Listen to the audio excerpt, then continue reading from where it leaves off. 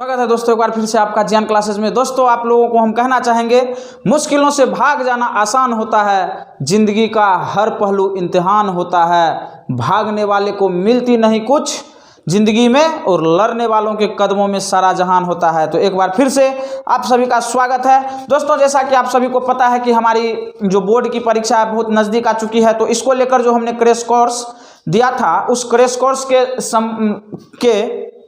Crash course में हम लोग आगे देख रहे हैं। तो आगे हम लोगों ने इससे पहले के वीडियो में हमने एसिड को और बेस को कंप्लीट कर लिया था। आज के इस वीडियो में हम लोग साल्ट को कंप्लीट करेंगे। तो दोस्तों अगर हमसे कोई पूछ दे कि साल्ट किसे कहते हैं, नॉर्मली लवण किसे कहते हैं, तो हम लोग क्या बताएंगे? वैसा पदार्थ जो स्वाद में कैसा हो, नमकीन हो। क्योंकि हमने अम्ल के बारे में पढ़ा था कि अम्ल का स्वाद कैसा था, अम्ल का स्वाद खट्टा था, क्षारक का स्वाद कैसा था, कड़वा था। तो उसी तरह से स्वाद के आधार पर जो लवण है, लवण का टेस्ट कैसा होगा, नमकीन होगा। तो अगर हम लोग फॉर स्वाद के दृष्टिकोण से बात करें तो इसका स्वाद कैसा होगा, नमकीन होगा। स्वाद कैसा होगा, इसका नमकीन होगा। तो अगर हमसे पूछ दे कि अम्ल का स्वाद कैसा होता है परीक्षा में, तो हम क्या बताएंगे? तो दोस्तों अम्ल का स्वाद कैसा होता है, अम्ल का स्वाद खट्टा होता है। क्षारक का स्वाद कैसा होता है, क्षारक का स्वाद कड़वा होता है। उसी तरह से लवण का स्वाद कैसा होता है, नमकीन होता है। इसका मतलब ये बात हुई कि जो भी पदार्थ हम लोग खाते हैं, अगर उस पदार्थ में हमें उस पदार्थ का स्वाद हमें नमकीन लगे, तो हमको समझ जाना होगा कि उस पदार्थ में क्या है, उस पदार्थ में क्या है, लवण है। अगर अब हम नॉर्मली देखते हैं जो ये लवण है, लवण बनता कैसे है, लवण हमें कहाँ से प्राप्त होती है? तो इसका कुछ प्राकृतिक सोर्सेज भी है, जैसे बाबू समुद्र हो गया। समुद्र में हम लोग जानते हैं कि समुद्र का जल लवणीय होता है, और उसके जल को हम लोग लाते हैं, वाष्पीकृत करते हैं, तब जाकर हमें लवण प्राप्त होता है, और जिसको हम लोग ग्रहण करते हैं, खाते हैं अलग अलग चीज़ में देकर। तो अगर और अदरवाइज हम लोग नॉर्मली डिफिनेशन की बात करते हैं, तो अगर कोई अम्ल क्षारक के साथ अभिक्रिया करे, कोई अम्ल क्षारक के साथ अभिक्रिया करे, तो वो हमें दोस्तों देता है लवण और जल। वो हमें देता है कौन चीज़, लवण और जल। हम इसका एग्जांपल देखते हैं। तो अम्ल में अगर हम लोग हाइड्रोक्लोरिक अम्ल ले ले HCl, और क्षारक ले ले सोडियम हाइड्रोक्साइड, क्षारक ले ले सोडियम हाइड्रोक्साइड, तो इस दोनों के रिएक्शन के फलस्वरूप बनता है सोडियम क्लोराइड, और बनता है जल, और बनता है जल। तो यहाँ से हम लोग इसका एक डिफिनेशन क्रिएट कर सकते हैं कि वैसा पदार्थ जो अम्ल और क्षारक के साथ अभिक्रिया कर लवण और जल दे, ऐसे पदार्थ को हम लोग क्या कहेंगे, लवण कहेंगे। ऐसे पदार्थ को हम लोग क्या कहते हैं, लवण कहते हैं। तो दोस्तों लवण एक तरह से इसका फॉर्मेशन हम लोग और कर सकते हैं कि जब कोई धातु रिएक्शन करता है किसके साथ, अम्ल के साथ। जब कोई धातु अभिक्रिया करता है लवण के साथ, तो भी हमें बनता है लवण, और बनता है हमको हाइड्रोजन गैस, बनता है हमें हाइड्रोजन गैस जो ऊपर उड़ जाता है। तो इसका हम लोग एग्जाम्पल देखते हैं। तो इसका एग्जाम्पल हो गया जैसे जिंक, और हम लोग ले लेते हैं सल्फ्यूरिक अम्ल H2SO4। जिंक और सल्फ्यूरिक अम्ल ये बना लेता है जिंक सल्फाइड ZnSO4+H2, जो गैस बनकर उड़ गया। तो हम लोगों ने दोस्तों यहाँ पर दो एग्जाम्पल देखा, दो इसका डिफिनेशन भी देखा कि जब अम्ल और क्षारक के बीच अभिक्रिया होती है तो लवण और जल बनता है।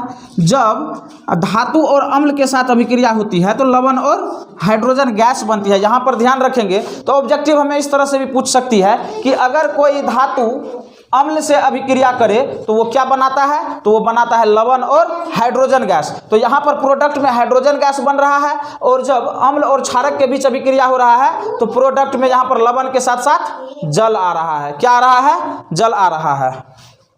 तो दोस्तों जब अम्ल किसी धातु के साथ अभिक्रिया करती है तो हमें लवण मिलता है। उसी तरह से यहाँ पर जब कोई धातु क्षारक के साथ अभिक्रिया करती है, जैसे हमने यहाँ पर जिंक और सोडियम हाइड्रोक्साइड।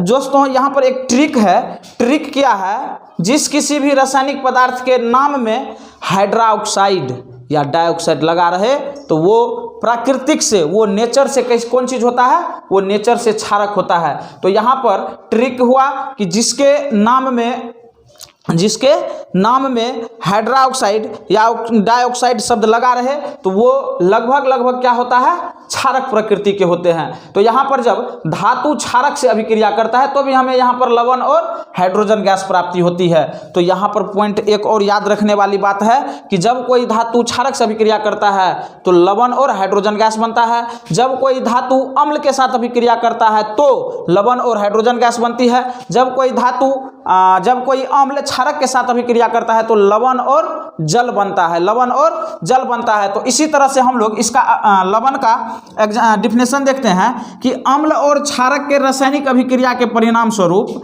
अम्ल और क्षारक के बीच जो रासायनिक अभिक्रिया होता है उस रासायनिक अभिक्रिया के परिणाम स्वरूप उदासीन बनने वाले उदासीन पदार्थ को हम लोग क्या कहते हैं, लवण कहते हैं। जस्ट लाइक हम लोग देखते हैं हाइड्रोक्लोरिक अम्ल और सोडियम हाइड्रोक्साइड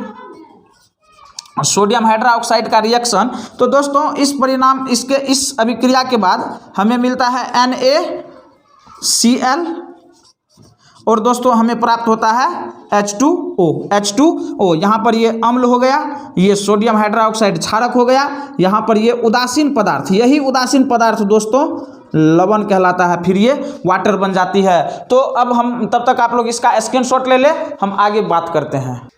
तो दोस्तों हमने देखा कि किस तरह से कोई भी अम्ल कोई क्षारक के साथ अभिक्रिया करता है तो क्या बनाता है। तो इसके कुछ एग्जाम्पल है, जैसे ये क्षारक हो गया पोटेशियम हाइड्रोक्साइड, अम्ल हो गया सल्फ्यूरिक अम्ल। जब आपस में अभिक्रिया करती है तो पोटेशियम सल्फेट बनाती है, सूत्र होता है K2SO4। उसी तरह से सोडियम हाइड्रोक्साइड जब सल्फ्यूरिक अम्ल से अभिक्रिया करती है तो बनाता है सोडियम सल्फेट, इसका सूत्र होता है Na2SO4। कैल्शियम हाइड्रोक्साइड जब अभिक्रिया करती है सल्फ्यूरिक अम्ल से तो बनाता है कैल्शियम सल्फेट, सूत्र होता है CaSO4। मैग्नीशियम हाइड्रोक्साइड जब अभिक्रिया करती है सल्फ्यूरिक अम्ल से तो बनाता है मैग्नीशियम सल्फेट, सूत्र होता है MgSO4। उसी तरह से कॉपर हाइड्रोक्साइड जब अभिक्रिया करती है सल्फ्यूरिक अम्ल से तो बनाता है कॉपर सल्फेट CuSO4। जब सोडियम हाइड्रोक्साइड हाइड्रोक्लोरिक अम्ल के साथ अभिक्रिया करती है तो बनाता है सोडियम क्लोराइड, सूत्र होता है NaCl। जब सोडियम हाइड्रोक्साइड अभिक्रिया करती है नाइट्रिक अम्ल से HNO3 नाइट्रिक अम्ल से तो बनाता है सोडियम नाइट्रेट, सूत्र होता है NaNO3। जब सोडियम हाइड्रोक्साइड अभिक्रिया करती है सोडियम हाइड्रोक्साइड अभिक्रिया करती है कार्बनिक अम्ल से, कार्बनिक H2CO3, इसका दोस्तों नाम हो गया कार्बनिक अम्ल, इसका नाम हो गया नाइट्रिक एसिड। ये सोडियम हाइड्रोक्साइड सॉरी ये हो गया हाइड्रोक्लोरिक अम्ल, ये सोडियम हाइड्रोक्साइड, ये हो गया सल्फ्यूरिक अम्ल, ये हो गया ये टोटल का टोटल इसका नाम हो गया सल्फ्यूरिक अम्ल, सल्फ्यूरिक अम्ल। तो दोस्तों अब हम जानते हैं कि जानते हैं कि सूचक किसको कहते हैं, सूचक क्या होता है। तो आइए हम लोग जानते हैं सूचक के बारे में। तो दोस्तों यहाँ पर जो सूचक होती है तो सूचक क्या होता है, सूचक एक ऐसा पदार्थ है जो अपने गंध या रंग में परिवर्तन करके वो खुद में परिवर्तन करता है। कौन कौन चीज़ में, गंध में और रंग में। गंध और रंग में परिवर्तन करके वो किसी अन्य पदार्थ के प्रकृति के बारे में बताता है कि वो पदार्थ अम्लीय है, कि वो पदार्थ क्षारीय है या वो पदार्थ उदासीन है। तो अब इसका डिफिनेशन हो गया कि वैसा पदार्थ जो अपने रंग में या गंध में परिवर्तन के द्वारा पदार्थों के अम्लीयता, क्षारीयता या उदासीनता प्रकृति के बारे में बताता है, सूचक कहलाता है। इससे पहले जब हम लोग दोस्तों याद करिए, हम लोग एसिड के बारे में पढ़ रहे थे, अम्ल के बारे में पढ़ रहे थे, तो हम लोगों ने बताया था, वहाँ पर हम बताए थे कि जो अम्ल ऐसा पदार्थ होता है जो नीले लिटमस को लाल कर देता है, वहीं पर क्षारक क्या करता था, लाल लिटमस को नीला कर देता था। तो अब हम उसी तरह के, जैसे ये लिटमस सूचक हो गया, मेथाइल ऑरेंज सूचक हो गया और फिनोल्फथालीन सूचक हो गया।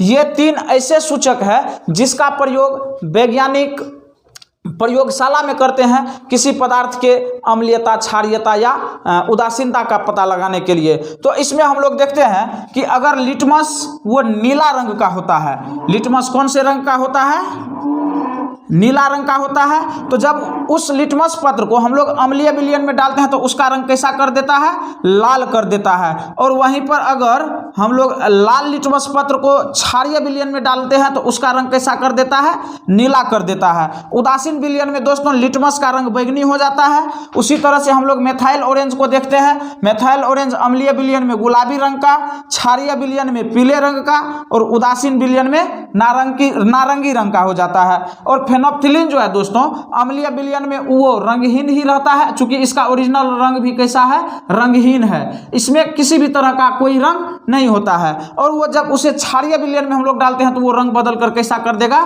गुलाबी कर देगा। कैसा कर देगा, गुलाबी कर देगा। और उदासीन विलयन में भी ये रंगहीन रहता है। कैसा रहता है, रंगहीन रहता है। तो दोस्तों आप सभी ने यहाँ पर सूचक के बारे में समझा। सूचक क्या होता है, वैसा पदार्थ होता है जो खुद में रंग में या गंध में परिवर्तन करके हमें अन्य पदार्थ के बारे में बताता है कि वो पदार्थ अम्लीय है या पदार्थ क्षारीय है, वो या यो पदार्थ उदासीन है। तो दोस्तों आशा है आप सभी को ये वीडियो पसंद आया होगा।